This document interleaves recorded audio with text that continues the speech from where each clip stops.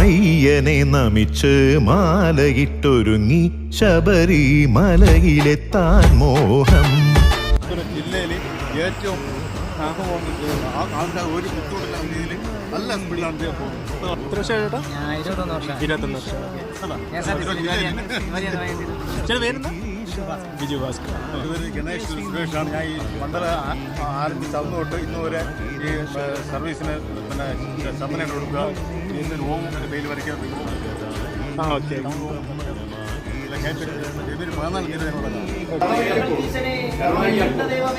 അയ്യനെ നമിച്ച് മാലയിട്ടൊരുങ്ങി ശബരിമലയിലെത്താൻ മോഹം.